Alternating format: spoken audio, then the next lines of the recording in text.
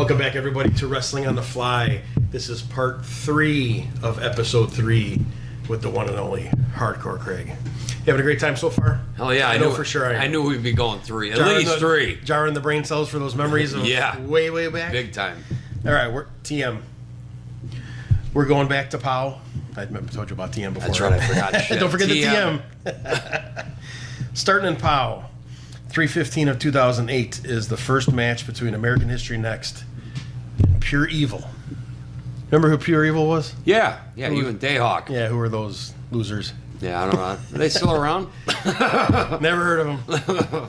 I remember when you guys were coming in, I met Steve before. I don't remember if I met you anywhere at any show before that. If you ever, in passing at shows, I don't think we did. No, never before POW. Yeah, but I remember, again, having a reputation, hearing about you guys coming in as more snug workers. I was cool with it. I liked that. Dayhawk wasn't too much into that scene. I kind of got the snug treatment from Terry Allen, so I was used to. He kind of helped me, go through that, making it as realistic and more believable as possible and enjoying the snugness of what we do. And I remember being really excited when you guys did come in. Jimmy told me you guys are coming in. He's I'm going to put him with you guys. I'm like, oh, dude, I was like, this is going to be good. Yeah.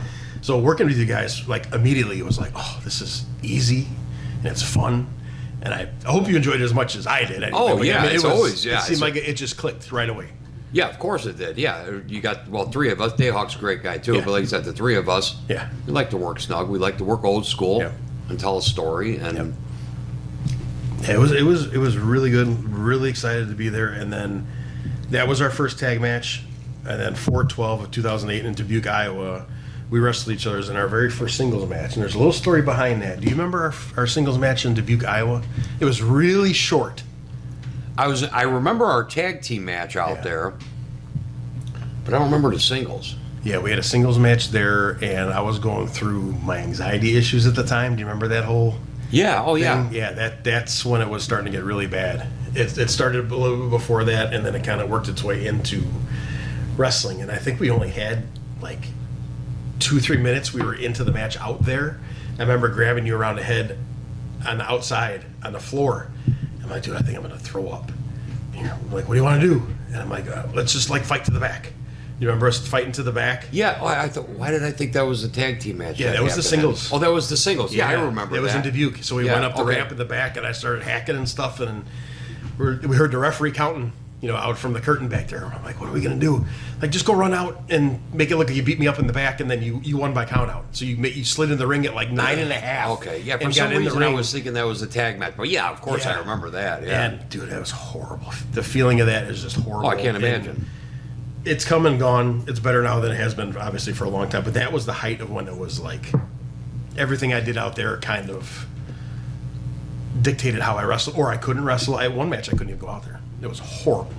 But I always appreciated you so much for dealing with that nonsense of my Well, yeah, of course. We got to get through it. I mean, we're out there to work together. I mean, a lot of times I felt bad because I couldn't do certain things because of how I felt. I know it came up a little bit later, too.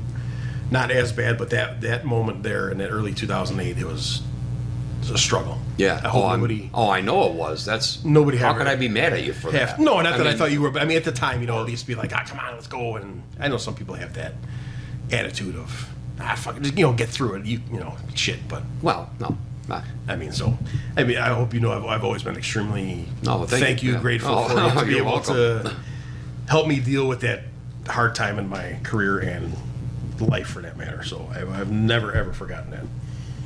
We had quite a few matches together, tag teams back and forth. I think we did count out wins, DQ wins, and did all kinds of that stuff. And then it culminated in a Texas Tornado tag team match in Woodstock. You guys beat us for the tag team belts. Oh yes, I do remember that. Yep. That was. You remember the Woodstock building? Yes, I do actually, because we would do.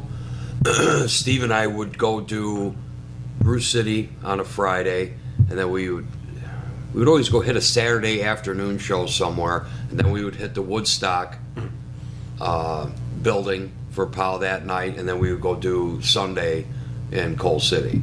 Okay. Yeah, that was a great. That was a feud I definitely did not want to end because I was having so much fun. It was a lot of fun. Wrestling in Respect. Does that company name sound familiar? or War, not the War here. Yeah. No, that's Yeah. that's Tom's promotion in Ohio. Ohio, Lyman. correct. Yeah. Yep. 10-4, Great. 2008. Jerry Lawler, Steve Stone, and Brian Beach defeat you, Dusty Dillinger, and Matt Mason. Yeah, that was great. That was a fun match. What was it like being out in there in Ohio now? War is unbelievable, and they inducted me into their Hall of Fame. Really? That is like, Tom is one of the, I don't know, like, you want to talk about a promoter? Mm-hmm. He is like 1,000% in, Right. and he runs an unbelievable, his product, everything, his shows.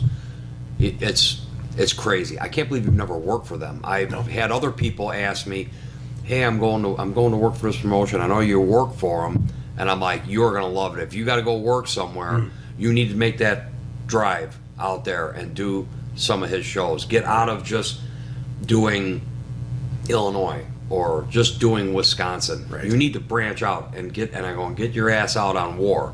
I go, because that's a promotion you are gonna love. It's an amazing show to work on. And as far as this, my research went, it's still running today. Oh yeah, Yeah, still Yeah. going. It's a highly recommended thing if anybody wants without to a get out doubt, of the area. yes. Yeah. 11/22/2008, back in Powell, Wrestle Rage 6. It's a 10-man tag team. See how many members you can name in that match. Go shit! I did a 10-man tag team match. That was Black Iron, Tommy Capone, Justin James, Trevor Blanchard, and Robert Saber III as the MOB against you, me, Rough Crossing, Forsaken, and that was Don Dynamite's first match ever. That was Don's first match then? No kidding. And I believe, if my memory serves me right, that at the end of this match that night is when Jimmy turned heel, and he beat Rough with the chair and bloodied him all up, and we carried him to the back. That was Jimmy's heel turn, if I remember right. Sure you didn't hit me with the chair? I don't remember that match. With that many people involved, I don't remember Yeah, what was right. going on. Yep, that was Wrestle Rage 6. Platinum Wrestling Worldwide Company. Does that name ring a bell? No, where was that at? It was 2007 to 2012. And I will have to look at the location on here. American History Next defeated Frankie DeFalco and the Patriot for the PPW tag team titles. Platinum, what was it? Platinum Wrestling? Platinum Wrestling Worldwide. I almost want to say Indiana. Actually, I turned right to the page. El Nopal Ballroom in Michigan City, Indiana. Oh, that was an AWA affiliate. That was one of the affiliates with AWA Brew City. Okay, that so was another one. Yeah, I do They remember. ran under the banner of the Yeah, AWA? they ran under that Gotcha. banner. Okay. That's yeah. Now I remember when you said Michigan City. Yeah, I do remember that. All right. 2/20 of 2009 in Brew City. American History Next beat the Skull Crushers with an S. Remember who Rashi's Brown's partner was? Did they go by the Skull Crushers? Because that was Keith Walker. Yes, that's correct. I didn't know they went by the. For some reason, I don't remember them going by the Skull Crushers. That is correct. For the BCW tag team titles. Yeah. Oh yeah, we worked on them a bunch. Keith was a great. I don't know. Does Keith still work? I know he went to Japan and he went Yeah, I remember that. somewhere else too. I don't know if he's still. He's a monster. I remember first seeing him, I'm like, holy shit, that guy's huge. Yeah, oh yeah, I Huge remember guy. we had a big blow off. Eastman ran a show by O'Hare Airport. Sheik was on the show, Shane Douglas was on the show, and Keith was on the show. A bunch of us were all on the show, and then Keith had just signed to with WWE. Okay. And that was like his last show, and then I remember we went out and partied all night that night. As a celebration. With the Sheik? No, well, Sheik was partying before the show I even was gonna started. say, He needed his yeah, medicine. he needs medicine, yeah, I was Sheik just gonna needs say- his medicine. Yep. 4/18 of 2009, NWA Wisconsin. You and Steve, as American History Next, beat Hood Money and the McCoys in a three-way match for the NWA Wisconsin tag team titles. Yeah, see, that would go from when he switched that banner again. But yeah, wrestling with the McCoys, they were always a blast to work for. Who were the members of that? You know Ben, right? Yeah. And what was the other one? Uh, I can't remember what the other like one's name an was. ass, he's going to see this. Chase. Chase. McCoy. Okay, gotcha. Yep. Pro Wrestling Blitz, 2007 to 2017, run by Tony Scarpone. February 6th of 2010, New Age Outlaws defeat American History Next. Those are some cool guys too. That was amazing. Like, cause like, I mean, oh my God, it's the New Age Outlaws. And, that play, I told Tony going into it, there were some guys who politicked that they should be wrestling them. Everybody wanted to wrestle the big name guys. Of course. And Steve and I were the biggest heels in the company. Like, how can, and like, some of the faces wanted to work them. I mean, of course you want to work them, but does that make any sense? No. You guys have been working for 3-4 years and you think you deserve this opportunity in front of a show that is most definitely going to be sold out. Right. There had to be 300 people in the parking lot that wanted to get in. You couldn't walk through that building. I mean, we were way above occupancy. And I was actually working at Elmhurst Hospital at the time. And I'm in construction. I'm a pipe fitter. Nice to meet you. And so I had a lot of guys from work because we had like 68 guys out on that job. So that was all really close. And a bunch of us, the guy, he's like, we need to get a big group together and all go, my superintendent. And a bunch of us, they all went and watched me. And what a fiasco. We come out for the show starts, and Steve can do, and this will come up when we do the round table thing, and when you, and his, but he can do an amazing Road Dogg. Oh, really? So he dresses up like Road Dogg, and I dress up like Billy Gunn. And I got the shirt with the lips on, drawn on it, and I got the bandana tied. And so the show starts, and their music hits. But it's Steve with the microphone, and we're back, and he's like, "Oh, you didn't know?" And the place erupts and goes crazy. And then we hit the curtain. Oh, that's awesome. And they're shitting on us. I mean, it was what we wanted. We wanted fucking cheap heat. And I'm not stretched out. I got my boots on, but they're unlaced. I don't have my ankle braces on or my ankles taped or anything. And I spin and I do twirl in the fucking ring with my arms. And I stop and I look and I'm like, somebody just hit me with something. I think I got hit with a battery. And I'm like, Steve, I tore my calf in the opening of what? I just did a spin and my calf was lit on fire. Really? So we do the whole segment and then we go back and there's 2 chiropractors back there. And almost the entire show I'm laying on the ground and my foot keeps doing this and just locking straight and my calf will not unlock. And I'm laying on the floor and they're working on my calf and trying to stretch my leg out and everything. We're talking over the match. We're going over the shit. I'm still on the floor. He's like, how are we gonna get through this? And I go, just give me a roll of athletic tape. I pulled my boot off.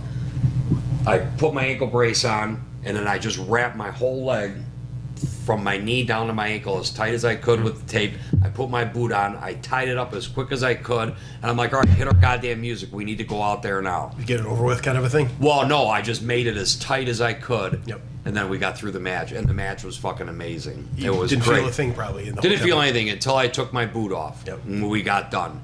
And then my calf was black and blue. My whole foot was black and blue for like 2 weeks. Yeah. But, I mean, you wrestle the New Age Outlaws. Yeah. I'm not letting this stop. No. To stop me. No. And they're not going to do anything crazy And anyway, so it's going to be nice and smooth. Oh, we did so much shit. It was so much fun. And what great guys to work with. You could have had almost a no-bump match probably with those guys, too. Oh, no. I was bumping everywhere for those guys. Yeah. A couple other names you guys wrestled, or you wrestled singly, actually. Al Snow. You had a couple matches with Rhino at Blitz also.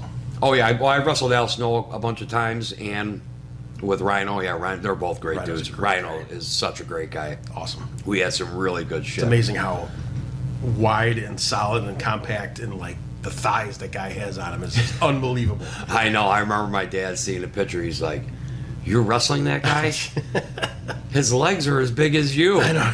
And he is the biggest teddy bear. Such a great guy to work with. I love that guy. He is. Around this time, your partner, Steve Stone, retires due to concussions issues, I assume? Yeah. Among other injuries? Yeah. So it was, I mean, road tripping with him, being on the road with him so much, sometimes, like I said, we do 4 shows, so we would carpool together and everything. And yeah, I kind of knew something was going on, and unfortunately, yeah, he did too. And he had. I hope when I retire that I retire on my terms, whereas Steve didn't get to retire on his. So that sucked. You could see signs of memory loss or Yes. just Yep. daily functions. They were different than normal. Yeah, both. Yeah. Like, people would ask me, is he fucking drinking? I'm like, no, we've been together all weekend. No, we've been traveling, carpooling. No, he's not. But I knew something was up, and he told me, But yeah, it's a shame, because he was a great fucking worker and a great mind, and he still is. Yes, he is. But yeah, I really want to retire on my own terms. I don't want to have to retire for something you don't something want else. anybody have to go through. Not at all. In this business And at all. No way. His last match with Bruce City, I have that on DVD. He didn't know if he was going to be able to do the match and this and that because he couldn't take any bumps. And I said, you don't need to take any bumps. I'll fucking take everything, and we're going to get this over like $1 million. You worked each other. And the match was great. At least you guys got to be there together and. No, as a tag team, I Yeah. took everything, and you don't have to bump. It goes back to Tom Stone when I would work him and Kenny, this big giant guy, and we would go through a whole match, and then we would come back, and he's like, "Did you learn anything?" I'm still new and green in the business, blah blah. He goes, "You know how many bumps I took out there?" I'm like, "Oh, what do you pay?" He goes, "None," and the match was great. And we got it over like $1 million. You don't have to bump to get a match over and work. Right. And he would do matches and then not take one bump. It's not what you do, it's how you do it. Exactly. While at Blitz in September, the first time I've seen you and Paulie team together against Judas and Machine is the birth of what now is known as Hardcore Impact. Very early stages of it. No, we actually, ARW is the ones who put us together. Oh, okay. We were working separately. Paulie was part of the 3 rings, and I was working singles with Blitz. And ARW had brought us in, and they were coming up with different names. And Paulie's the Impact Bully, Paulie Tomaselli, and I'm Hardcore Craig. And that should be our name, not the other stuff that they were coming. But they're the ones who actually put us together. Okay. And then came back and told them what we were doing, and we had a blast doing it and did more shows, and then we worked that right into Pro Wrestling Blitz and POW and everywhere else we go. I say everywhere else in the Yep. for the last 13 years almost now. You guys did a Rumble for the Kids show, and it was run by Frankie the Tyrant, if I remember. Yes, it is, and he's doing another one. I in thought he was October, done. I Really? just heard. Yeah, I just saw yesterday. I saw that he's doing another one. Yeah, I remember It's November. Second week in November. Okay. Second Saturday. 3-4 years ago or whatever, he said he was going to be done. He stopped doing it. Those were always a blast to work on. Yeah, you, Craig, you are Craig, duh. I'm not drinking, I swear. You, Paulie, and Brandon Blaze in the 6-man tag against Jimmy Blaze, Mitch Blake, and Screwball. Yep. When they were doing their whole... Doing the baseball Rage gimmick. thing, Yeah, yeah, the Rage. yeah. Yep, yeah. That was a lot of fun. Yeah, it had to be a fun match. You guys could, same thing. It'd be so funny. It was. With all 6 of you guys telling And with jokes and Braun, stuff and just being so goofy. Braun doing that goofy baseball gimmick. Spinning his mask around where you can't see. Yeah, we did that. That's fun shit. You returned to POW on December 12th of 15. You wrestled Tyler Sunday, who's gone on to be the Tyler Sullivan. He's made a name for himself. Yeah, he Instead did. of having the baby face, he's got the big scraggly He's beard. He's not the ice cream man anymore. Yeah, what a transition he's had. And no kidding. Well, that all came from Kevin Sullivan. That's where he got the Sullivan name? And the Spike and all that, because he was coming in for Frankie. Okay. Yeah, he was a great little worker as the ice cream man. He was over like $1 million, and then he flipped. I'm like, why are you doing that? You're so over. Why flip? And he's like, I'm going to try something new. I'm like, all right. But he made it work. Yeah, I didn't think it was time for it because he was so over. Because he was still so over. Yeah. And he was still pretty green at the time. And he was, within a couple he was years. still young, yeah. So he just probably got to that point where he wanted to make that change, and he made it work. He made it work, did and he succeeded. Too bad he's injury prone. Sorry, Tyler. What you are? 12/12 of 2015, the same day besides that Tyler Sunday match. I was actually out at ringside with you for that match. That was at Wilmot, Wisconsin, at Wilmot High School.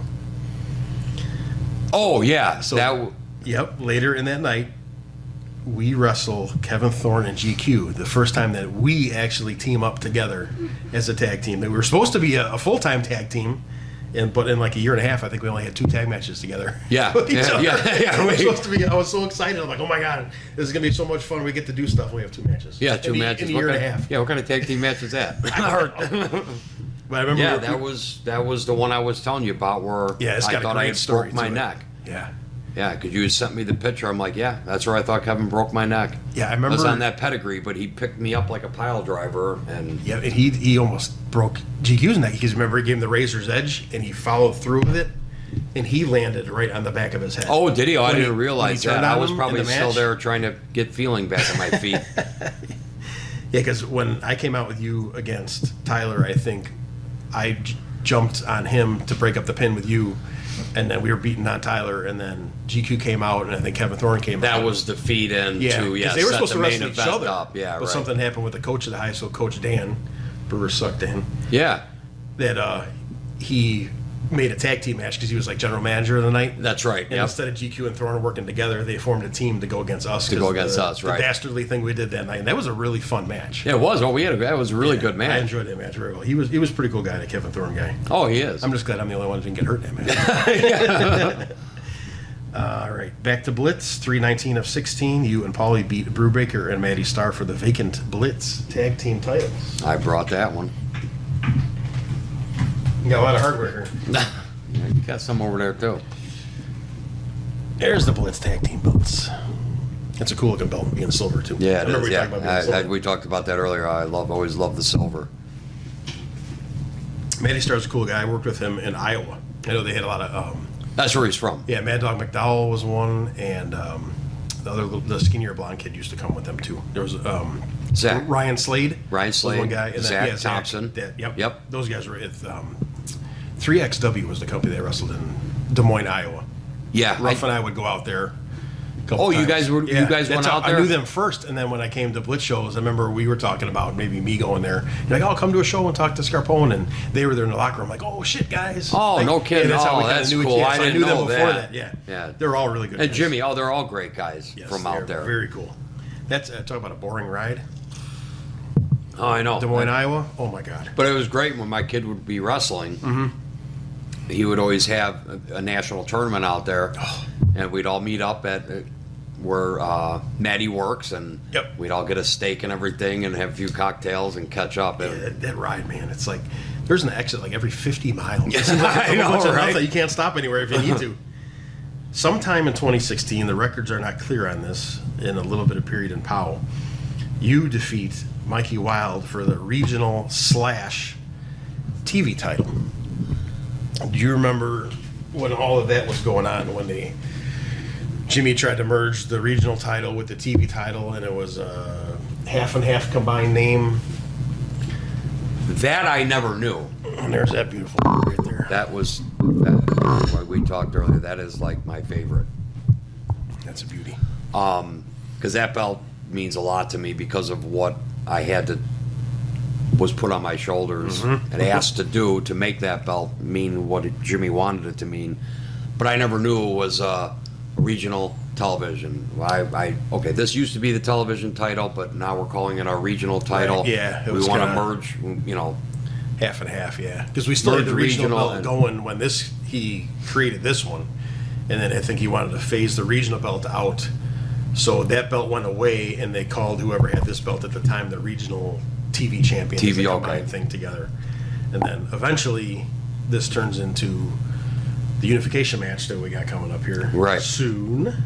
11/19 of 2016, Wrestle Rage 14 is, where'd I put it? You got the other one over there? There it is. Somebody had it somewhere. We headlined Wrestle Rage 14 in a 4-way match where both of our titles are on the line. I had the POW heavyweight title, you had the TV title, and then Jimmy and Eric. How full circle of a story is that? I know, right? You and Eric breaking together, first match at the same time. Jimmy's my trainer, and we're all And all four of us in a it's just four-way up. Yeah. I remember I felt like shit that day with the anxiety stuff for some reason that flared up that day. I don't know if I just was nervous in the expectations I gave myself, to make this, like, with all you guys in there together to make this match as good as it could. I just remember feeling like shit that day, and the same thing. I thank you guys for being patient with dealing with my crap, and it was, I don't like playing at nothing out there, and Eric likes to play a lot of stuff, and you guys kind of went off and you did thing, and I stayed with Jimmy just to make it easier and back and forth, and you got amazing color every single time. It was just, every time I see it, I'm like, God damn, I'm so jealous. It's just so easy. It's Hard, just head hard, to toe, deep, and twist. head to toe color, and I just have like one little run on my side. I'm like, all right, whatever. It looks great. Do you remember what the finish was for the match? It was a double pin. Do you remember how we actually set that, what the actual thing was? I remember doing a double pin, but I can't remember how we actually did it. Yeah, because it was a street fight. Yeah. It wasn't a fans meeting, but it was a street fight. So we had everything in the world out there. So we had a table up in the corner, diagonally this way, and then thumbtacks were spread on the opposite corner. And you were with Jimmy and I was with Eric. He put me on the table. I reached in my pocket, threw the powder out in his eyes when he was sitting on the top rope. You picked up Jimmy on your shoulders and gave him like a DVD or something in the tacks. And I gave the Ace Crusher to Eric through the table. But it wasn't through the table because the table didn't break. Yeah. So we just kind of bounced and went off and did that. And then we both pinned each other, and we were looking at each other at the same time when we were pinning each guy. And then my favorite picture of all time. Yeah, that's one of my favorites too. Is us after the match. The stare down.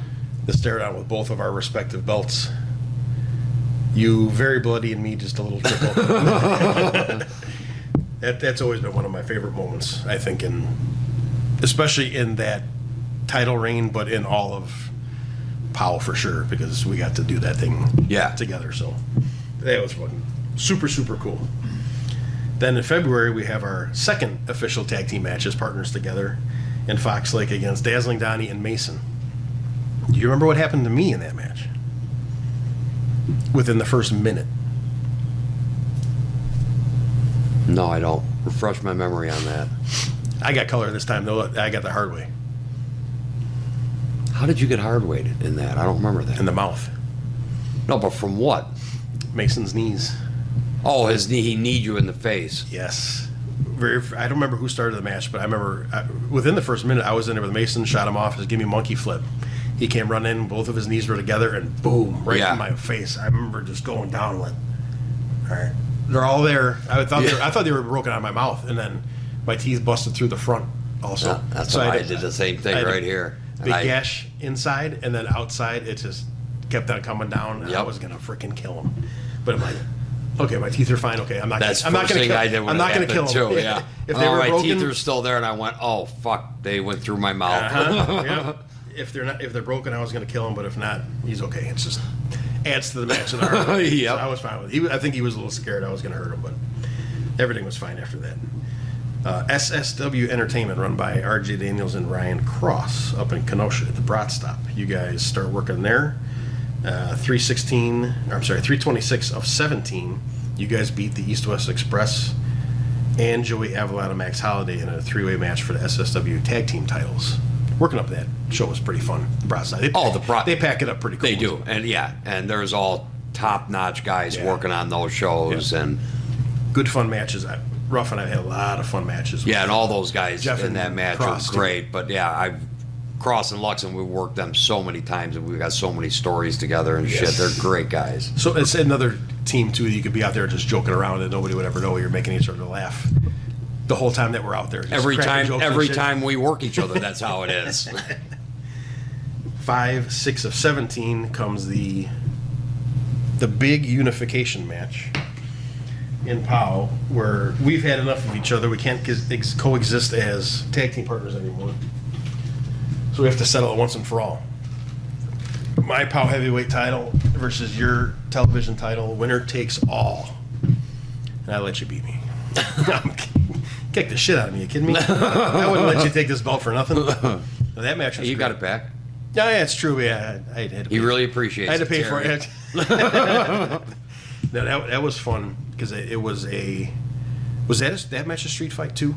on top of? I think it was. Because the first thing I did, I came out and attacked you with a spade I bought for a big shovel. You were up on the ropes, and I think that's how we started the match. Yeah, right. Yeah, so it had to be. And we brawled all over the place, so it must have been. Right. Yeah, it had to be. It wasn't a false count anywhere. No, it wasn't false count just a anywhere. regular It was Chicago probably street just fight a kind of a street thing. fight or something. We did everything. Yeah, right. In and out of the ring, and we were getting closer towards the end. It was pretty good, 15, 20 minutes? It was a longer match than definitely normal. at least 15, yeah. I remember setting right up before the finish, and all of a sudden, the bro kick, is that how you pronounce it? Bro kick, yep. Okay. Comes on, hits, and you bump when I bump. I'm like, I've never seen that before. I didn't know he did that, because I've seen you do it a million times before, and he's like, oh, my leg's gone. I'm like, what? Yeah, my hamstring, it's gone. I'm like, oh, Yeah. shit. When I went down, something popped midair, and then I remember going down and grabbing my hamstring, and my hamstring was all the way up by my ass. And it was just flat, and then I'm like, I remember rolling there, holding my leg and going, fuck, I got to get him up for my finisher still. I remember telling you, I'm like, what are we going to do? You still want to go for it? Yeah, I'll try it. Yeah, I got to do it. Yeah, I had to get you up, but I remember doing it and popping up, and I remember watching the video after where I'm like on like a tiptoe on one foot. Yeah, you did one leg. And to do my finisher with one leg, and then I went down, and I remember climbing on top of you and grabbing, and I was still holding my hamstring. Yep. And then they sent Paulie out there, or he came running out because he may have been watching the monitor or something. I had Cairo interfere first and attack you during the match. And right. Paulie came and chased him out. So he was involved in the match a little bit. But somebody had already told him that I fucked my leg up. Yeah, he came out later. Or he saw it. To help you back. Yeah. And helped carry me back. Yeah. That hamstring, man. Something that's like the third time now you've had something. Yeah, right. Hamstring. And I still had. I worked out all this stuff to go wrestle for Eric in Michigan, and I got the show booked, and I'm like, I'm like, no, I've already had to cancel a bunch of times, and our dates never line up, and I finally got a solid date. Yeah. I'm doing the fucking. You still show. did go, didn't you? I still wrestled. That's right. I was ace bandaged and taped from my hip all the way down to my ankle, and I wrestled like that. But I said, I'm not missing this, and the whole back of my leg from my ass all the way down to my calf was black and blue. I said, I'm not missing this. Eric's like, you don't need. I'm like, no, I am making this show. See, the things we do for the business and the fans, kids.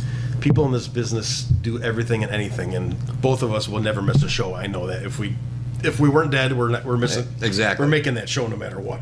I think that's just the pride of being a wrestler. 4/7 of 2018, 11 months later, you hold this baby, and you lose to your old friend Dysfunction.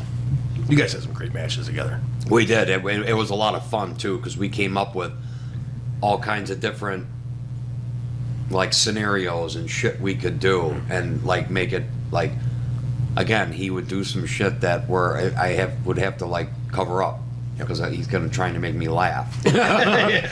But I mean, everything we did, like the crowd ate it up, and they fucking hated him. But it all made sense, and it was perfect, and we would laugh about it backstage afterwards, like, oh my God, they're in the palm of our hand. He's a great heel too, and especially when he gets on the mic. He deepens his voice, and he's really over. It's really good. He says some funny shit out there too. 11/17 of 18.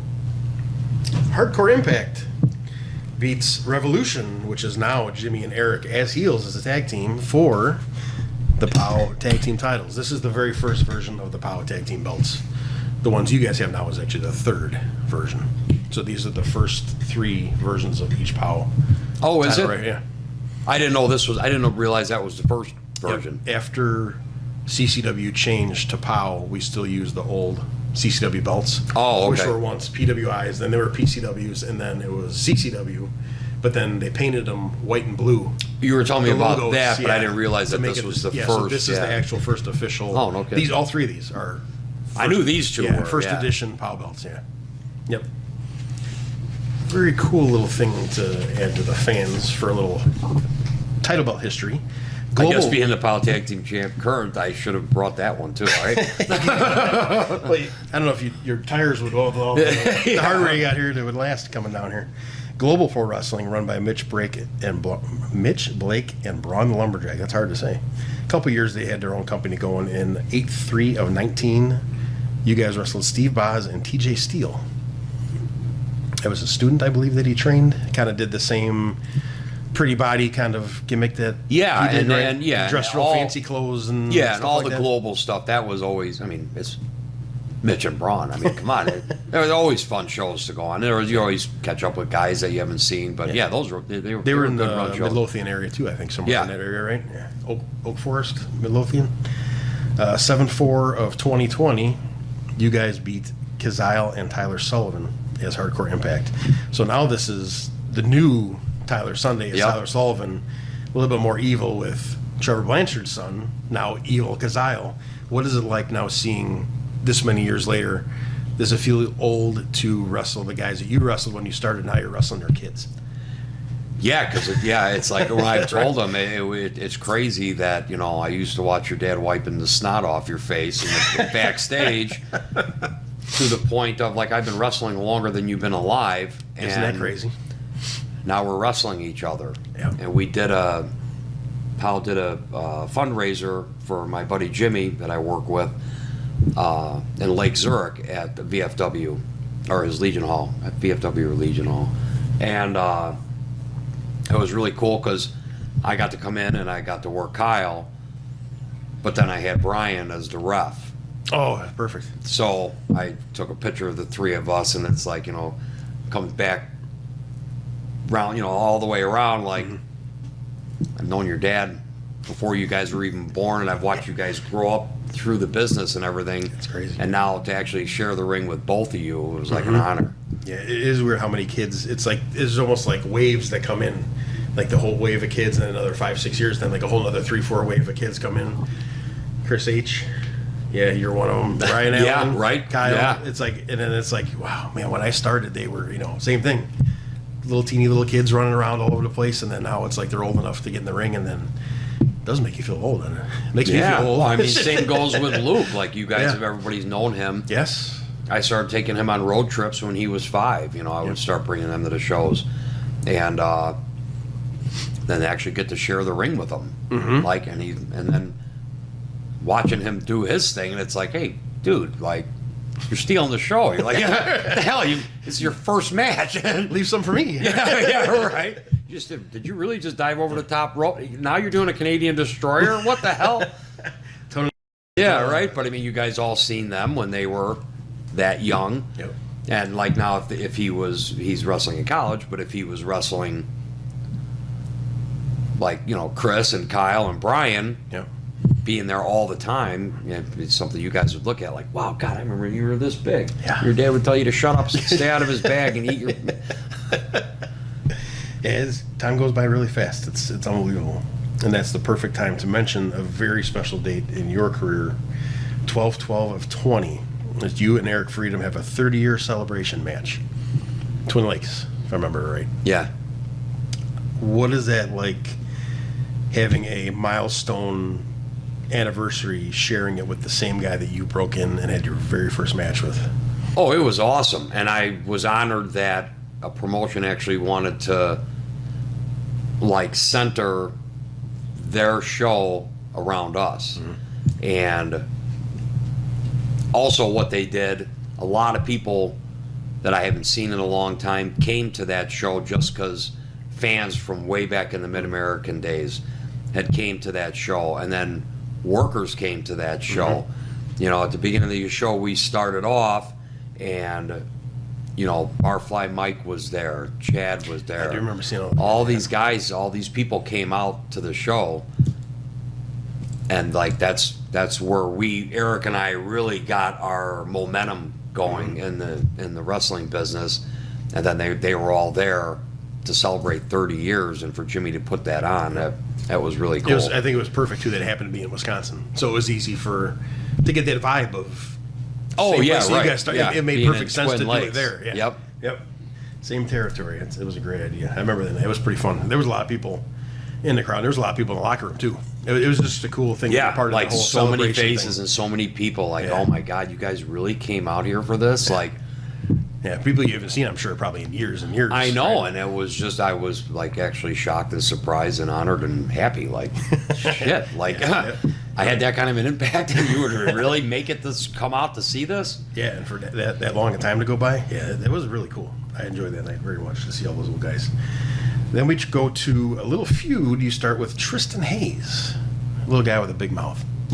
Love Tristan though. I mean that. Believe me, I mean that affectionately. He's a good dude. Now it started off as one match, but it ended up into this big, long, pretty detailed feud with multiple people. Yeah, we came up with some really cool, funny shit. I mean, I know you've seen a lot of it. Oh yeah, I'll never forget the Bridgeview show where you guys end up in the swimming pool, in the Bridgeview Park District building. Yeah, we had a lot of fun with that.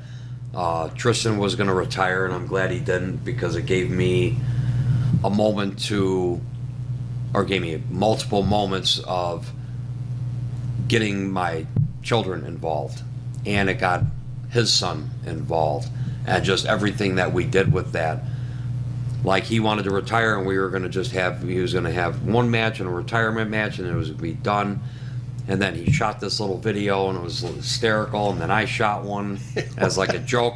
And then we just started going back and forth because it was during COVID, and everybody was eating the shit up. I was having a lot of fun with it. I'm brainstorming in my head.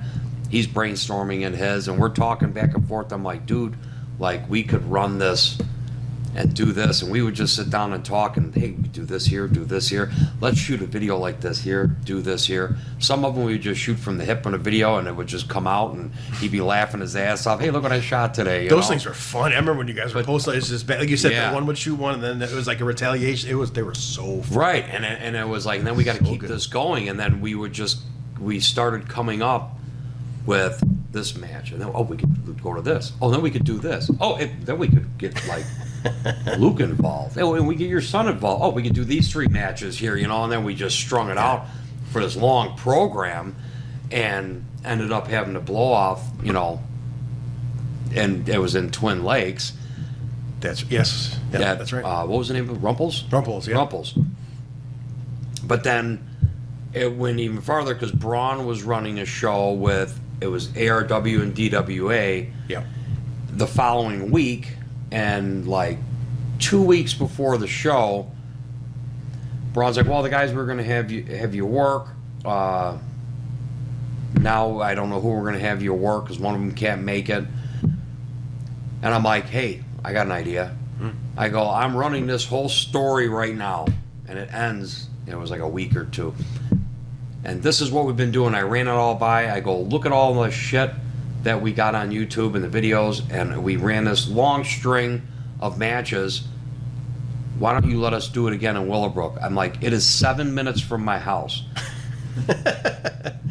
So I'm excited to do the show. I said, but if you want to we could have a rematch from this match there, except we added 2 more people. We could do that match there too. And then now you have that match. And he looked at it, he's like, oh my God, I love it. It's in. I'm done. Do it. So I got to Luke and a bunch of his friends and everything that were, because we're 7 minutes away, and my daughters came out, sung the national anthem. That's right. And she was our manager. That's right. Yeah, that whole one side of the crowd was Luke's people. I remember all the kids at school. Oh my God, it was crazy. Yeah, I and remember it that. goes back to like at Rage and Addison when Luke was in 8th grade, the very first time he got in the ring. To now fast forward, he's actually in there wrestling and doing dives and all kinds of crazy shit.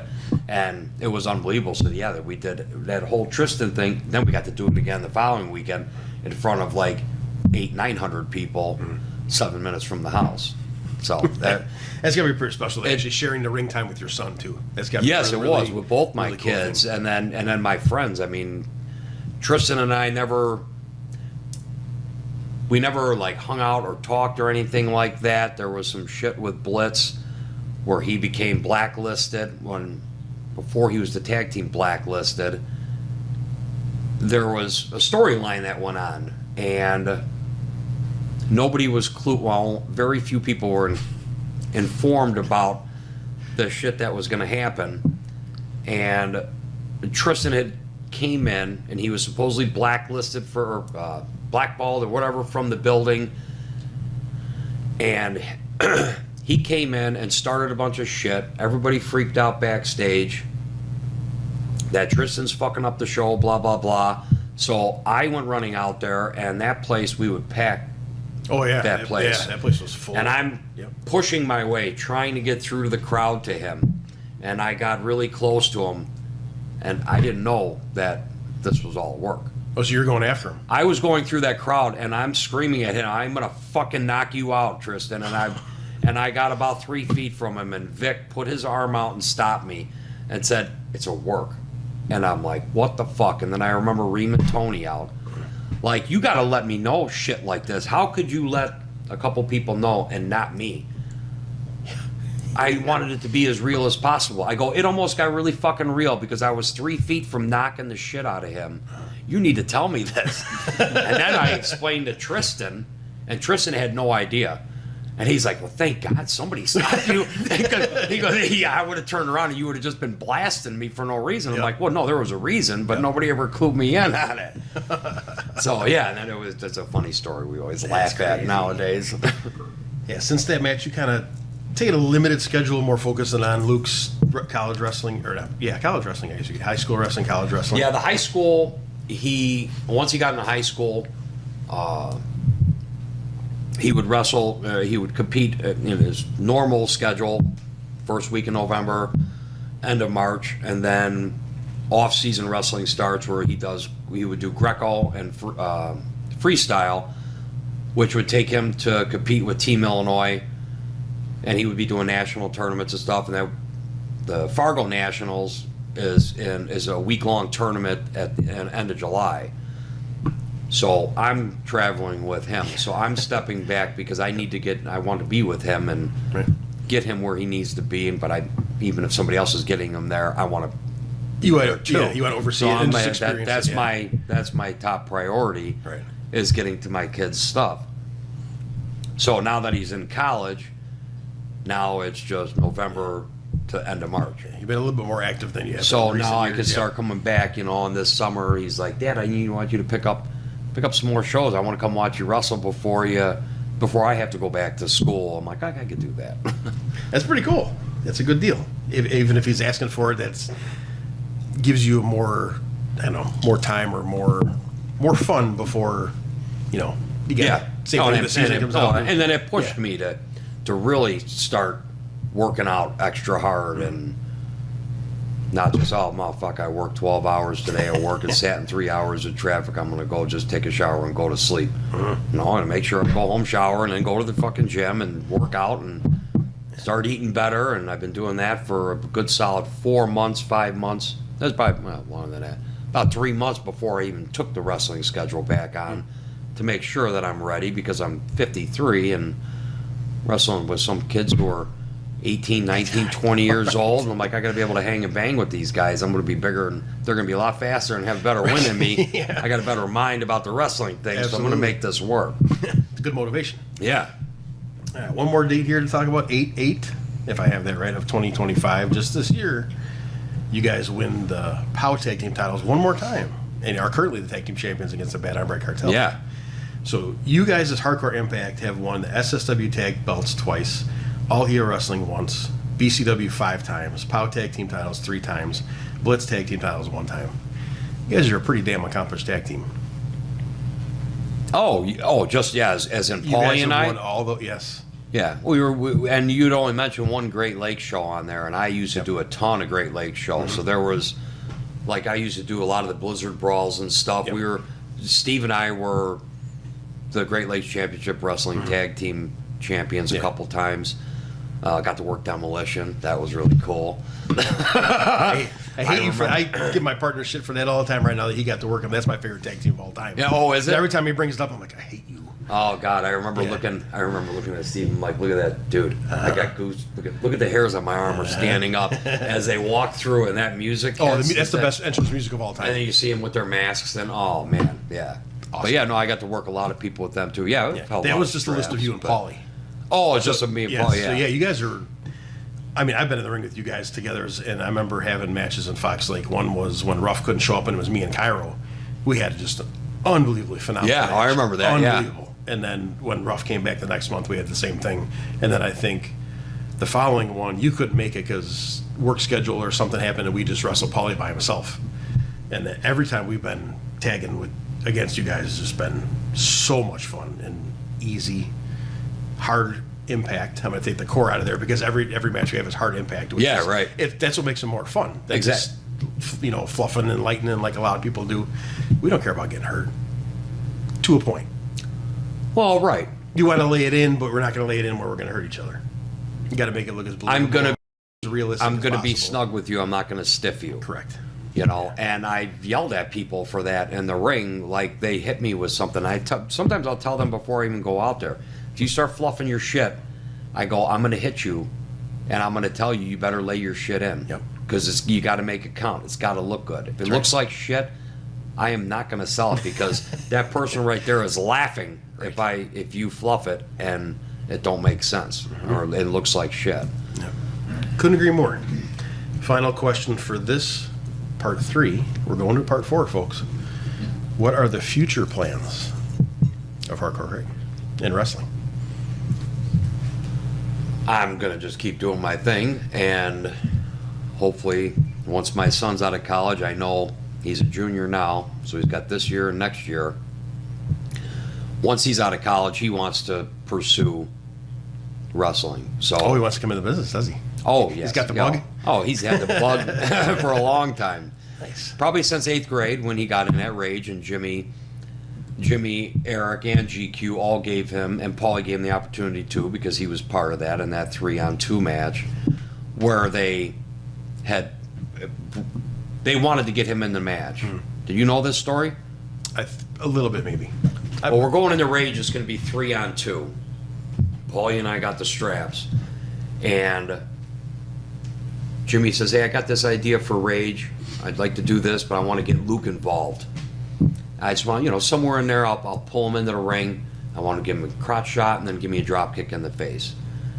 And I says, "Okay, well, we got these matches lined up beforehand. We need to incorporate him into the scenario so people know who he is. When they came out with the new POWW belt, Gotcha. they had him come I out do and remember present that. me with That's the right. belt. Okay. So people knew who he was. Have him in my corner, this, that. So then when they came out, Jimmy did a thing where they had a bunch of Luke's 8th grade wrestling team there. And they announced them all, let them all come in the ring, announce everybody, did a circle in the ring, raise their hands. Now everybody knows that Luke's my son. You needed to get that point across because it's Rage. And you remember Addison, at the time you're getting, 1,400 people or whatever. Yep. There's people who aren't going to know, but everybody's got to know that is my son. Right. So when he gets involved, it means that much more. So he goes, "Yeah, you give me a crotch shot and then give me a drop kick in the face." Eric goes, well, no, if he's doing something with you, I want to do something with him. He's got to do something with me. He goes, "I want to do our flip or the leg scissor thingy with him." Okay. I'm like, he could fucking do it. We'll go over it beforehand. And GQ's like, "Well, no, if you guys are doing something with him, I want to do something too." It's got to get a turn with everybody. So it blew up into that whole thing that going into that finish Okay. was Jimmy rolled out. We did a double down. Jimmy had rolled out, and he turned and said something to Leah. And then Leah jumped up and started yelling in his face, and then Luke jumped up, and then he shoved Luke down in his chair, and then Luke popped back up and gave Jimmy a shove, and then Jimmy shoved him back and then grabbed him and threw him in the ring, and Luke starts selling off like, and so before the show, 5 minutes before doors open, we're going to go over, well, I need to run him through some of this, right. He's in 8th grade, never been in the ring live. And so I'm getting ready to leave. I'm like, "Come on, you're coming with me." "I don't understand why." And he's throwing a fit. Why do I have to go so early? I'm like, "Just get in the truck. You're coming with me. Your sister will be there later."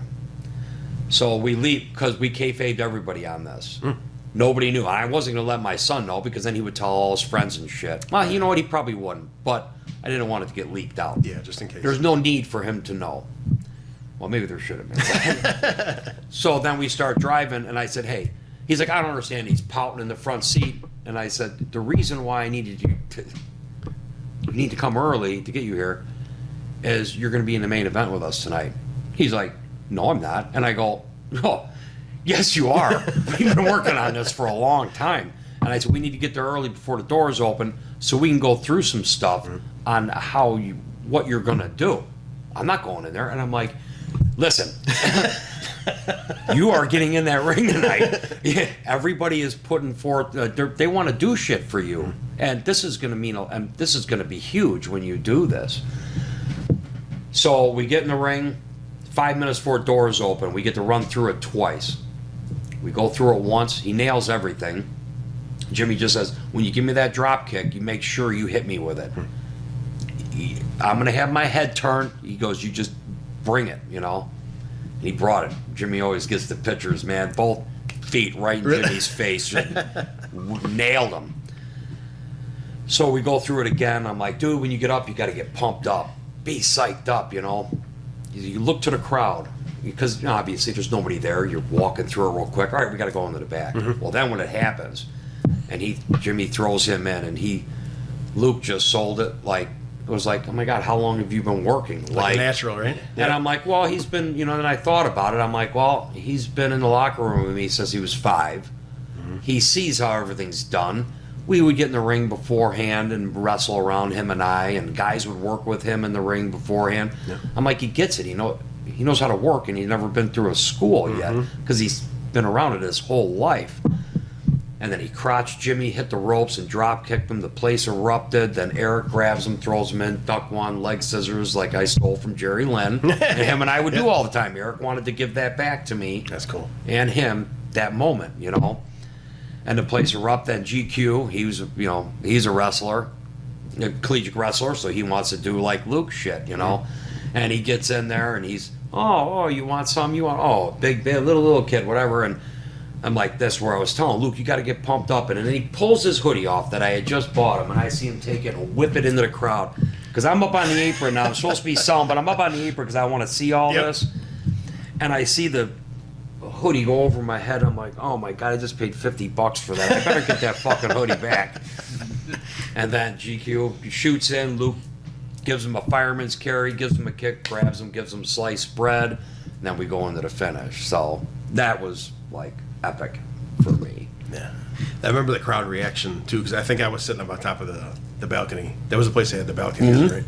And just seeing that, especially that one whole side of all his people that were at the show, that whole solid side of all his friends and stuff. That was the wrestling team and their parents. Yeah. Yep. That was the reaction on that was just from the very first thing he did all the way through to the end. It was just pop of the night.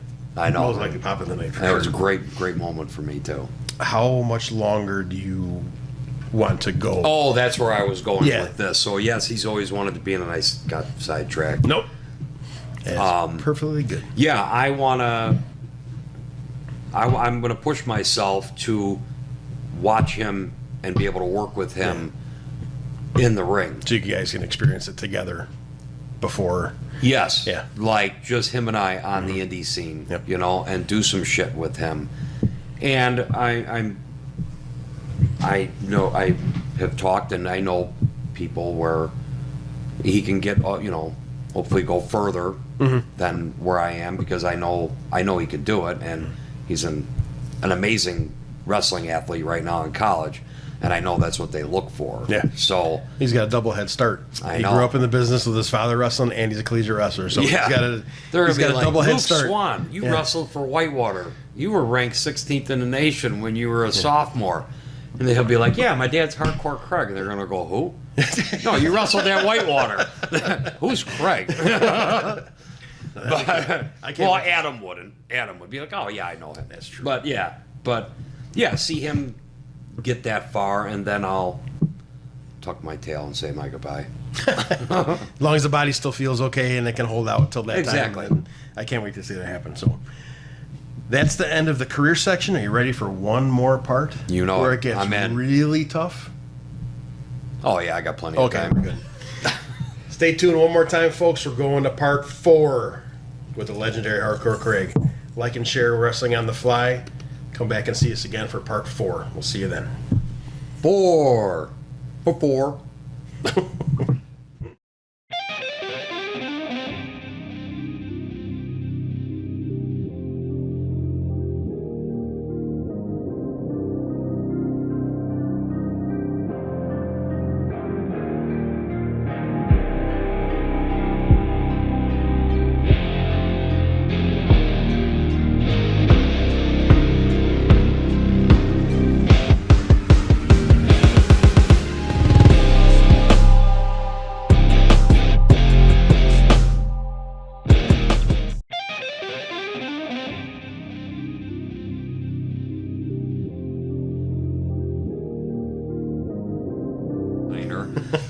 I just get whatever's thrown at me because Paulie refuses to wear the same singlet more than once. So Yeah, it I seems have like a new every singlet match. every Yeah, show, every single- and it's great. But I probably have 300 singlets at my house right now. I was getting to a point where I just, I'm not going to go any farther, and I was going to just fucking retire and just call it quits. So many shows or so many matches on the card, and you got your 7, got to be done by 10. Yep. You can't have an hour match on there because you have so many other guys on the show. Yeah, it's very rare. Oh, okay, you're going 3 minutes. All right, you get 2.5. You walk out there, trip, flip it on a banana, and get pinned. So we can do an hour. You know what I mean? So it was either Austria or Germany, but somebody went in their bag and they had cut the crotches out of all the guys' underwear. So everything was out there, what the fuck? And he get his next underwear and cut the crotches out, cut the tips.